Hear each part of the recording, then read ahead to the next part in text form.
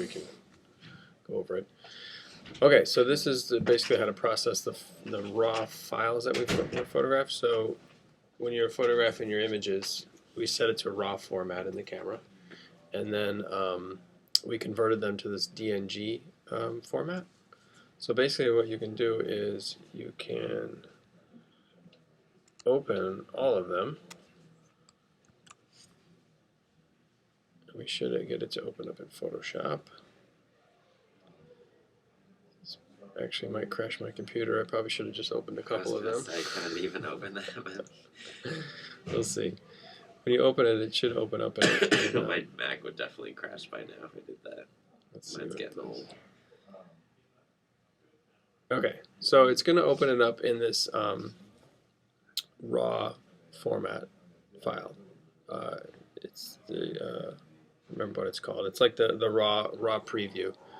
And the thing to do, what we want to do is color balance them. So the reason why we shut the gray card, the color card, is so that we can color balance each one. So up at the top here, there's a little tool that's called White Balance Tool. You can just click on that, and then essentially you can select any of these grays. I usually tend to select the second to the lightest one, and when you click on it, then it's going to convert it to the light that was in the area. So it's going to sort of balance out. This is a regular, a fixed sort of gray, and it's trying to match it to that sort of gray that we've done. And then once you do that, you can select all of the files, and then you can click Synchronize. And then it's going to ask you to synchronize it to that one, and you can just hit OK. And then it's going to go through all of them, and it'll adjust the color balance for each individual file. And so it's going to convert it based on the lighting that was in the scene. So that's the first step, is just to make sure we synchronize them all. And then when you're finished, you can just click Done. And then to open them up, what we can do is go through each one. Let's see what we have here. It's probably good to, when you preview these things,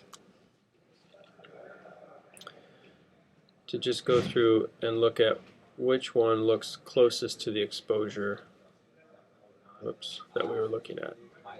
So for me anyway, it looks like if we're looking at this one,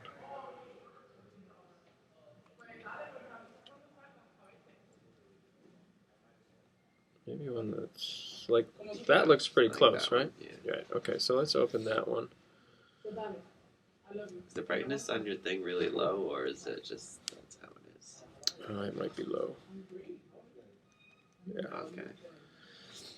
So what you can do here, when you open it up, what I tend to do is just try to balance it as close as you can with the exposure. So you can move this, back and forth to change the exposure. Maybe it needs to go just a little bit brighter. If it needs to be darker, you can control the blacks. You can bring a little bit more darkness into it. So you can really play around with these different tools to get the exposure as close as you can before we bring it into Photoshop. So the raw viewer is before you bring it into Photoshop. And then once we get it how you want it, you just simply need to open it, and then it will bring that manipulated photo into Photoshop, and then you can crop and compose it from there. So that's pretty much how you'll be processing the files. After you take them in raw format, opening them all up, color balancing them, and then selectively going through each one, finding the closest exposure, and then fine-tuning it in the raw viewer. Then you can bring it into Photoshop and crop and sort of make it, final format.